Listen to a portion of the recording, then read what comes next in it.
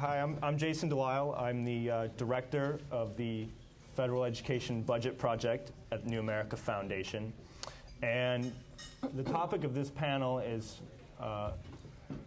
access and affordability in higher education. And I wanted to start this out by calling something to everyone's attention that I think has gotten lost in some of the headlines over the past year or so. It's about the federal government's Pell Grant program, which is the main college access grant program the federal government provides for low-income college students for undergraduate education. That program in 2008 cost $15 billion. This year, that same program is going to cost $35 billion, which is a tremendous increase. We're now spending twice as much on the Pell Grant program as we are on grants to school districts with low-income children. That wasn't the case 2 years ago. We were spending about the same amount. And I think that's gotten lost. Part of that is because a lot more low-income students are going to college, which is a good thing. And part of it is also a reflection of the economic situation with more people going to college. And the other part of it is that the grants that students are receiving are slightly higher than they were a few years ago, up about $500 to $600 on average. But some people will say that's an accomplishment. We're spending more on this program that's allowing more people to go to school and make it more affordable. But a few years ago, under the Bush administration, there was a sort of bonus added to that program for the first time in its over 40-year history. And it was that students who qualified for this grant, who were most prepared for college based on their own state's definitions, and who maintained a B average in their first year of college, could get a slight bonus, so $750 or $1,300 in their sophomore year. So it was a bit of an experiment. We got to see for the first time how Pell Grant students were doing. Only 10% of Pell Grant recipients receive this bonus. And this program is going to, and the Obama administration has announced this, that they're going to quietly let this program expire at the end of next year. I think mainly because it's a bit of an embarrassment. So I'm wondering if maybe we could start with Amanda, who I know has a lot of experience here. What this sort of story calls attention to is that we're doing a lot to help students pay for college, especially low-income students. But it seems that they may not be necessarily prepared. And maybe a big part of the problem is in our K-12 system. We tend to think of the two systems as totally different things. In fact, I always tell people about this anecdote of if you ask the average American what they think of their public K-12 school system, they'll tell you it's terrible. And if you ask them what they think of their public university system, they'll tell you it's the best in the world.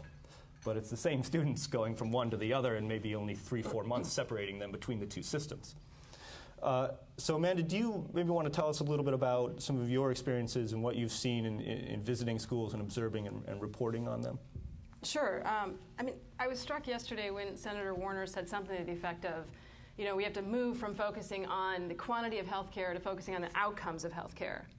And you could almost do a find replace for all of these conversations with healthcare and education, right? So we have really obsessed over the amount of money that we pile into K through 12 and to college grants with very little regard for the outcomes. But I don't want to just, sort of harangue on that because that's fun and easy, but we're supposed to be talking about solutions. So I want to give you a very specific example, which is happening just a few miles from here. There's a elementary school in Southeast DC, Kimball Elementary School, a normal school, not a charter school. And there's a normal teacher there, not a Teach for America teacher, a normal teacher. And his name is Mr. William Taylor. And when kids come into his class in September, all the kids in the school, most of them are poor and they are all African American. And when they come into his class in September, they are testing at only about 40% of them are doing math at grade level. So these are fifth graders. 40% are doing math at grade level. When he's done with them in May, 90% of them are doing math at grade level. He is not a miracle worker. I do not think we should write a movie about him. He's a great guy. I enjoy talking with him. I enjoy being in his class. The whole day is sort of games with numbers, and he's good at his job, and it's a hard job. He is, of course, paid less than the vast majority of teachers in D.C. because he's only been teaching for 3 years. But he's just good at his job. Now, around the corner, there's an elementary school with the same kids, basically, in which 40% start out at 5th grade doing math at grade level, and by the end of the year, 25% are doing math at grade level. So we know that if we want to focus on outcomes, if the outcome is get a college degree, if that's one thing we want from our huge investment in public schools in this country, then we know that it's not just about your income going into college that predicts your success. We also know, for example, that whether you are reading at grade level and doing math beyond basic algebra in high school, that those things are great predictors of getting an actual degree. But we need to then focus all of our investments on that success, right? One thing we know is that since the 70s, we have made college much more accessible in this country. So the percentage of minorities that are enrolled in college has more than doubled. There are now more women than men in college, et cetera, et cetera. But we haven't really moved the meter at all on college completion rates. So in four-year colleges, only about 60% of the kids get a degree within 5 years. And in community colleges, it's more like 32%, which, as you know, are sort of the booming solution for a lot of poor kids in this country. 32% are actually getting their degree within 5 years. And I want to add one more thing about Mr. Taylor, because I think he's illustrative, and then I'll let other people talk who know actually a lot more about the university level than I do.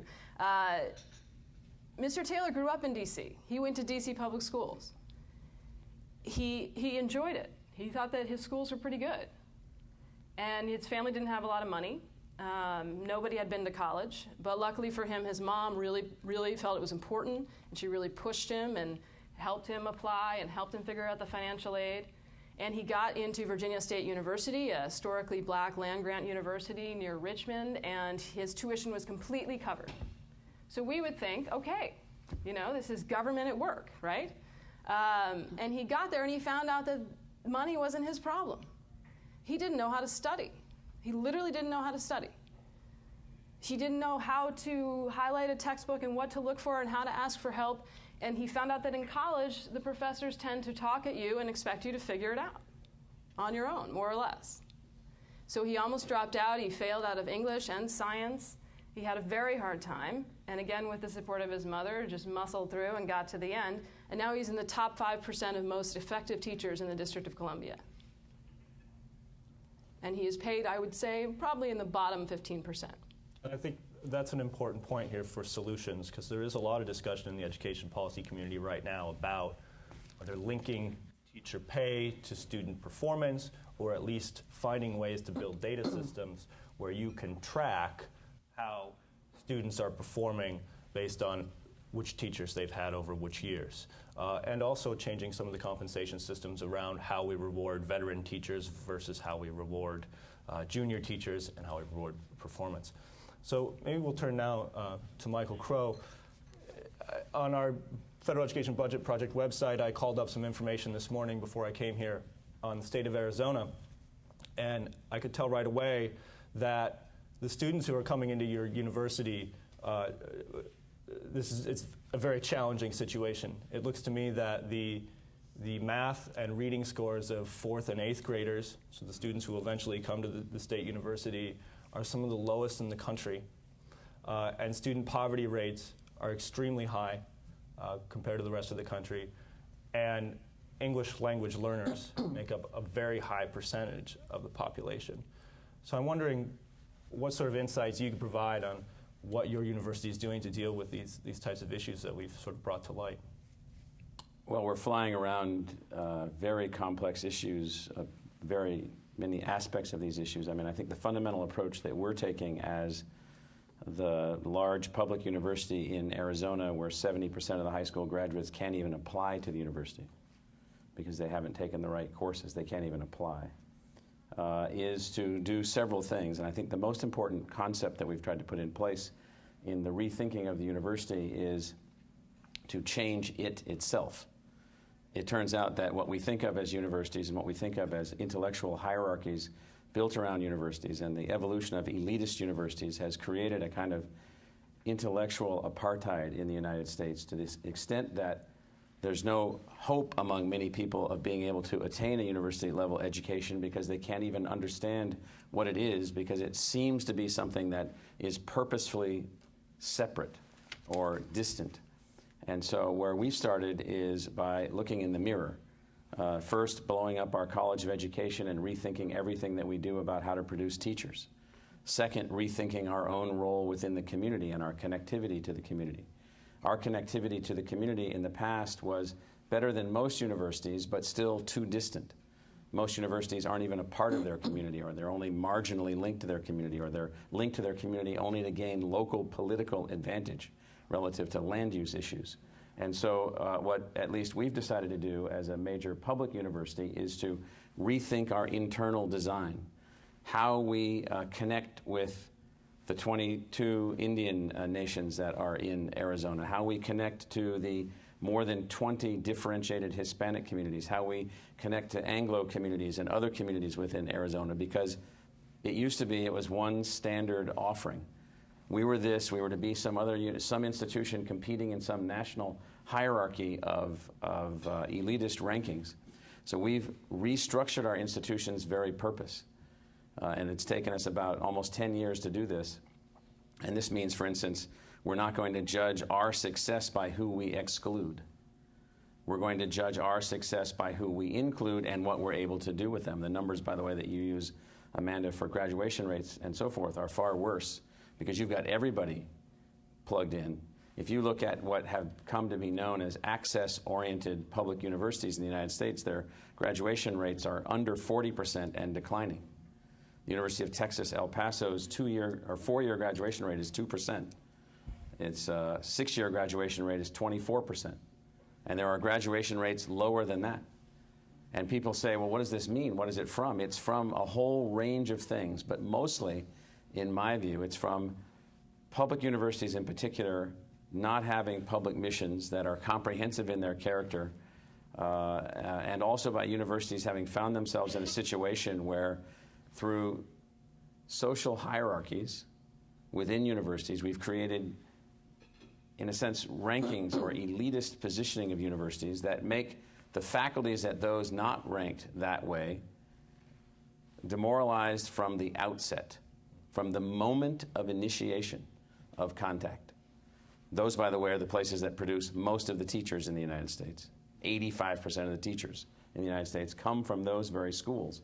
So we have very fundamental problems, social and cultural problems that we have designed ourselves that have made our major universities problematic and have created this sort of culture of lack of innovation within the entire educational spectrum. And so what we've tried to do is innovate ourselves. We don't have time today to go through it, but just imagine we've been innovating on every front, every dimension, every scale, every angle, in every way that we can. And that means the institution is now fundamentally different, so different that people say, well, who are these weirdos over here? Well, we're the weirdos over there that are trying to tackle the exact problem that you are portraying. One comment about your Pell Grant thing. I wish it was that simple. Most kids in California that go to community college don't even apply for Pell Grants they're eligible for. Think about that for a second. They don't even apply for Pell Grants that they're eligible for. They don't even understand that they exist.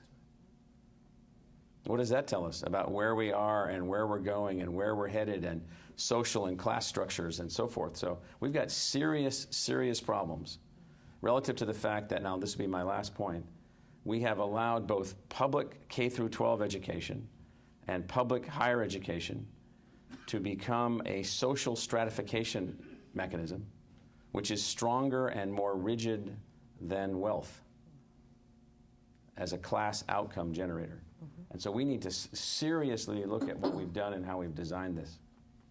I wanted to get at one point you made, and maybe it's a good time for Jackie to address something. We're talking about the students, especially lower income students who the completion rates are very low. And something hidden below those numbers is something we spend a lot of time on at the New America Foundation, is that these are students who have borrowed, sometimes heavily, to go to school. And the federal government, which is an explicit policy goal, has made it as easy as we possibly can for students to borrow. That is the goal, is to make this as simple and easy as possible for these students to take out loans. $5,000 in your first year and $7,500 a year second and third year, which that's a lot of mounting debt. So these are the same students who are dropping out or not completing with a degree, which would allow them to repay the loan. And some of the things that Jackie works on at the New America Foundation aim to address this issue of providing alternatives to student loans as a way to pay for college. Thanks, Jason. Actually, the issue really is to try to get families to start to save very early on. The 529 industry, some of you may be familiar with, is a little bit over 20 years old. And there are about $117 billion that families have already invested in these plans, with about 11 million beneficiaries nationwide. And there are a lot of reasons, there are a lot of barriers to higher education. Some of it's financial. And from my perspective, these plans that try to get people involved very early on in saving for the academic future of their children addresses more than just the financial issue. When I look at higher education, I really do think it's a three-legged stool. It's about aspiration, it's about financial preparation, and it's about academic preparation.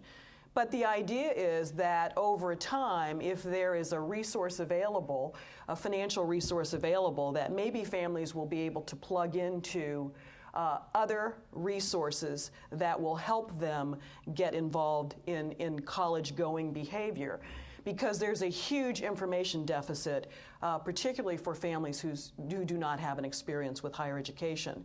So the savings account or the dedicated financial resources, even in most cases which are fairly small, the average account size nationally is around $12,000 to $15,000, is the modern day equivalent of the parent saying to the child, you will be going to college. I expect you to go to college. And by the way, here is the plan for how you're going to get there. And to your issue of the student loan debt, most research that is starting to emerge now shows that even the existence of a very, very small savings account is indicative of the fact that that family is much more likely to send that child to college and much less likely to have to borrow money to do so. And that's a significant and dramatic accomplishment to actually be able to go to college. Now, getting them out on the other end with a marketable credential is another issue. But I think it's extremely important that, particularly for families who do not have the experience with college in their family, that there be some kind of link into this information resource.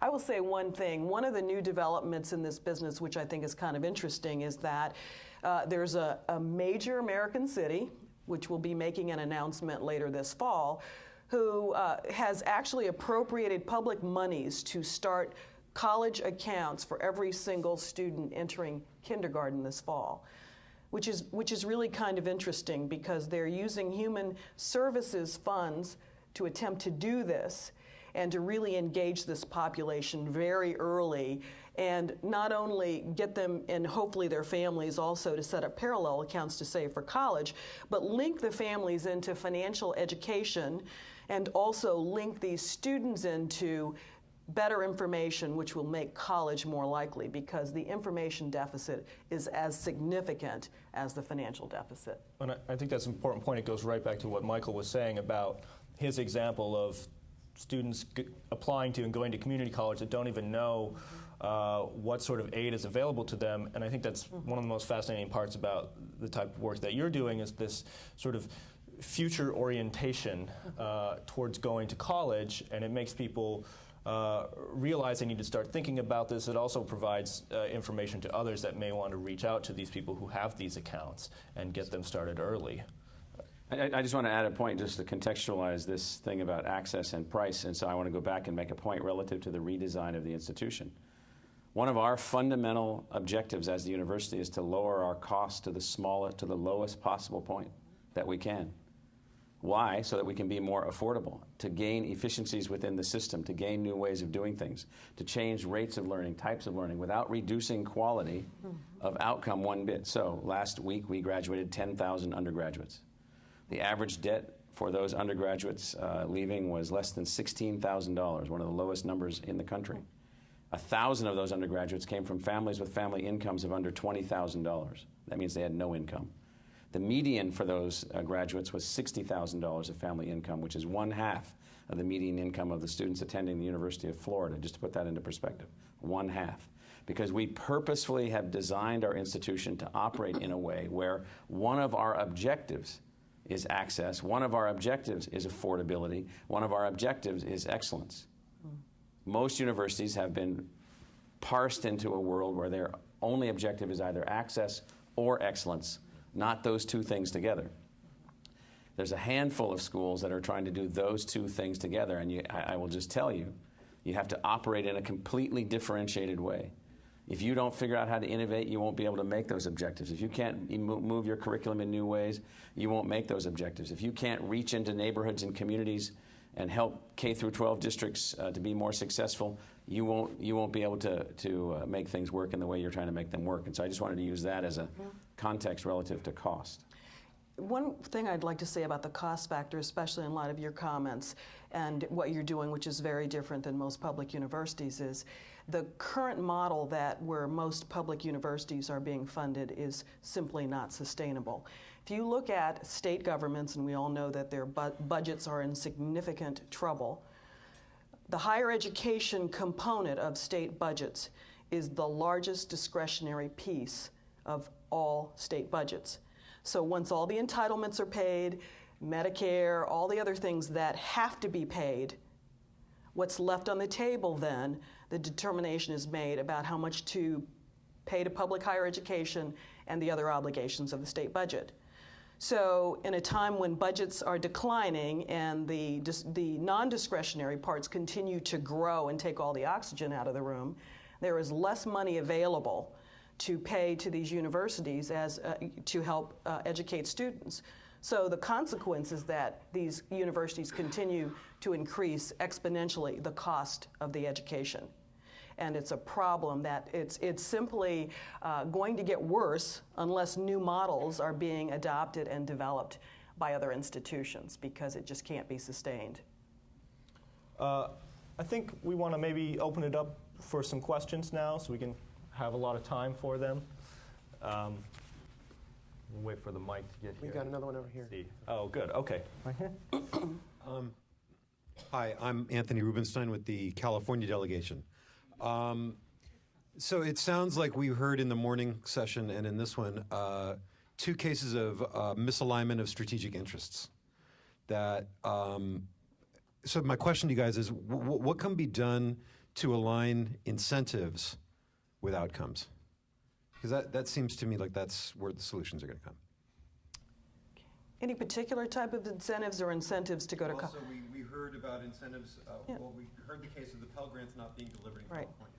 Yeah. So there's not a direct incentive for the financial aid officer necessarily, where there was a fraud-based incentive previously. There's not a incentive for that financial aid officer to deliver those Pell grants. Those kind of things like that. Right. One of the issues is, and maybe Michael has a better number than this, but there is about $1.5 billion each year that's kind of left on the table. Financial aid that students qualify for that's simply not applied for and not received. Part of it's the FAFSA issue and the simplification, the ability to apply. There are people who don't even bother to apply, so they don't qualify for aid that they're eligible for. One of the things that we've talked a little bit about is linking this idea of early Pell grants. So for example, identifying very early on, let's say in the family of a kindergartner, when the kindergartner is getting ready to enter school, instead of waiting until that child is 18 and say you qualify for a grant of X amount of dollars, link with their income tax information and say, given your current information, you would be eligible for X amount of dollars in federal aid and a Pell grant, and we're going to deposit that in an account for you, and this is how much you'll qualify for given your financial circumstances. That starts to at least really transition the thinking around this is something that you're going to deliver at some point in the future, maybe, to this is what you're eligible for, but there are other things that you need to make yourself have access to in order to qualify for it at some point in the future. So that's an idea perhaps that might start to link that very early on and change the way we look at it. I would just say quickly that you got to think basic first, I think, for K to 12. So how do we incentivize people in the rest of the world, right? We pay them for their performance. Now, I don't think it's just, hey, just pay them for their performance, pay the teachers for performance. I mean, what we find in most schools is that the teachers don't know how to get to the good performance. Teachers, like doctors, work in isolation. There's been very little careful, rigorous, evidence-based research into what leads to student learning. So some schools are starting to do this where they make the teachers much more collaborative. There's a lot of sharing of information to get better. This is a radical concept, right? So that combined with having your job evaluation and your salary tied in some way to how much your kids learn, your kids over the course of a year, compared to other kids in a similar situation, similar income background and so forth. You see huge variance within schools from teacher to teacher, and those teachers should be helping each other get better. And, I think so very basic things like that are not happening. Only 15% of states require an annual review for teachers. Most teachers don't get an annual review. In a lot of schools, teachers never see their principal. So they're off sort of working in these cocoons with all sorts of ideas, many of which they got from ed schools, not Michael's, that are kind of detached from reality, in my opinion, in which almost all of the blame for their kids' performance is placed on the kid and their parents. That is the mindset in many schools in America, in many homes in America. And look, it's true. If all kids had two parents who were interested in their education and made a decent living, the kids would be performing better, right? But we do know now, the research is, you just can no longer argue the point that it's impossible to move those kids forward. We know that you can, and once you've been in the classrooms where that's happening, it becomes impossible to keep blaming the inadequacies of the kids' nutrition and neighborhood and home for everything that's wrong.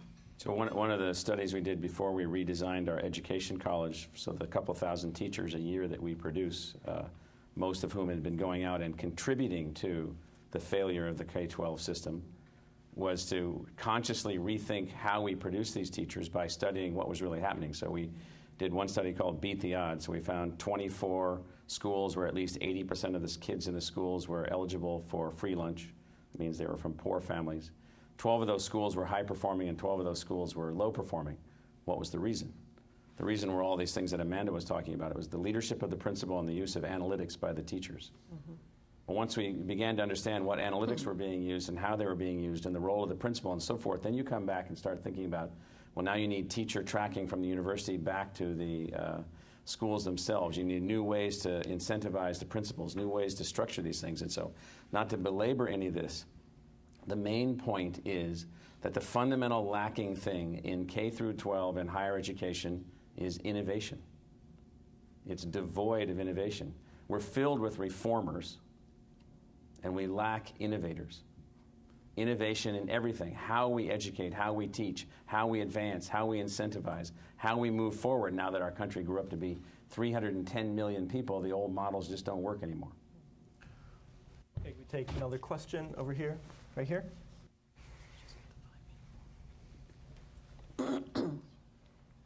Michael, I'm intrigued by your comment about opportunity to innovate for dramatically lower cost but better outcomes. Can you give us some examples of things that have made the biggest difference enabling that, and what can we do to accelerate the progress of making those things happen more broadly? Well, so when we get beat up constantly over this, so there's this whole notion of you're no good if your class sizes are too big. Well, what's that based on? In our opera classes, yeah, one-on-one. In our piano classes where people are learning concert piano in music, sure, we'll go one-on-one, two-on-one. 2 professors, 1 student. Some classes you can teach with 1,000 students, 5,000 students, 10,000 students. So we've moved, of our 16,000 courses, we have 1,600 courses that are highly interactive, what we call internet augmented, changing the numbers of students that can take those classes at the same time. Freshman chemistry, we've learned to teach that in different ways. Freshman English, that's different. You have more than 19 students sitting in the composition class, and it's not going to work. We have data, statistics, metrics on everything. How to take kids from every income background, every cultural background, every background, and move them forward. And so right now what we're focusing on is a complete reworking of the general education curriculum. We're advancing a system that we call Advance When Ready. If you can master Psychology 101 in 3 days, move on. If it takes you 15 weeks, don't move on. How do you then build that into the curriculum, reshape the way that we work with the faculty, reshape the way that we organize with the faculty? So for us, we've gone into a mode where we had to change our clock speed because universities are too slow. I have this joke I often use, this watch my wife gave me. It actually tells time according to the rotation of the Earth, as opposed to each second hand being a semester. I swear it's like the strangest thing. We actually have to make decisions in real time at this institution. So if you want to take 6 months to talk about it, don't talk to me, talk to somebody else. It's constant innovation, constant advancement, constant rethinking of everything. But one other point, no dumbing down, no change in rigor, no change in outcomes, and only attracting the most outstanding faculty that you can possibly attract. Make sure I get a question from this side of the room. Hi, Ray Boshara, New America Foundation. I want to pick up on Kavita's point from the earlier panel about the social determinants of poor health outcomes and connect that to a comment you made, Amanda. Just wondering, should we really be thinking more as an institution about poverty and other social determinants, versus education per se?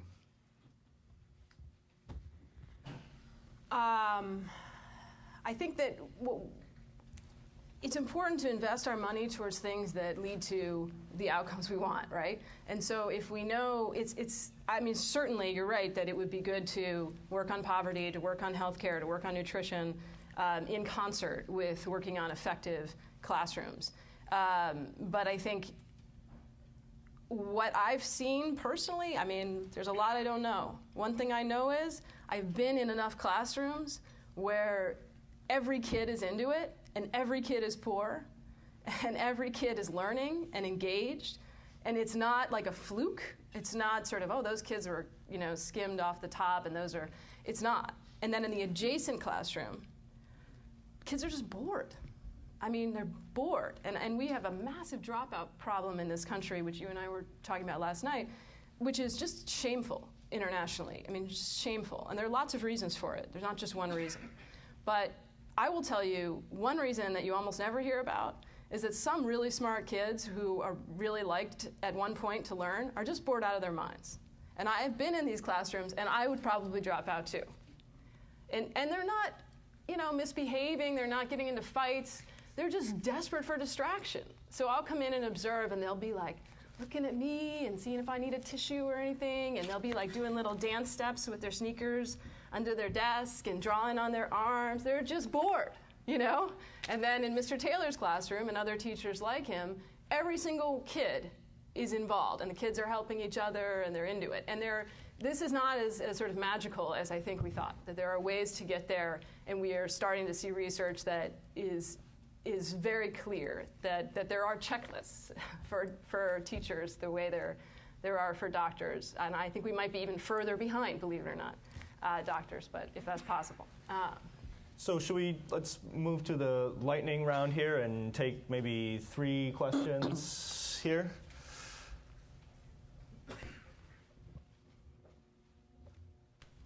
One of my professors. Thank you. I'm one of Michael Crow's weirdos. I came... Professor at ASU, Templeton Prize winner and cosmologist. All right. Paul Davies. The point is, I came from Australia 4 years ago, and I just want to suggest that their funding model might be looked at. So students go to university. It's free at the time of attendance. Some people might call that socialized education. Anyway, it's free to them, but some of the cost is recouped through the tax system subsequently if they cross a certain threshold of income. So those students who do well out of university, earn more money, pay back something towards the contribution. If you don't earn more, you never pay. So maybe that should be looked at. We get a couple more questions back there. Yeah, Chris Anderson, Knight Media Policy Fellow. I just was wondering if you had any thoughts on Anya Kamenetz's book and the sort of dialogue that's going on around that. Her book is DIY, EDU, and a lot of invocation of entrepreneurship, the Google model of learning, sort of radically kind of pulverizing and kind of, just sort of blowing up the entire model, partially using these new distributed technologies. Okay. And Mark?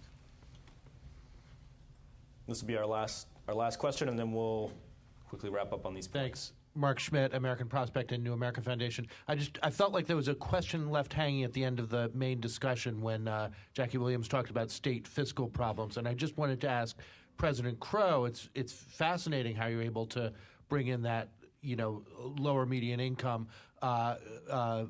student population. In this area, we hear a lot about public universities basically abandoning their public mission, doing much, actually pulling in more out-of-state students just for the revenue. You're in a state where the state, sold and leased back its state capital. You have an extremely fiscally conservative legislature. How do you pull off the politics of that? We also won a public election this Tuesday with 64.9% of the people of Arizona passing a 1 cent sales tax enhancement to invest in education. And so we live in something most people would find shocking. Arizona turns out to be a complicated place. And so one of the things that we do, first I want to agree with you that, and I know it's lightning round, but most public universities are private university wannabes or are public university enviers. And so they waste their time and energy and resources doing that when in fact they have an actual differentiated mission that they need to pursue. But related to this thing about how you do this all fiscally, we know education, even in Arizona, is a core value.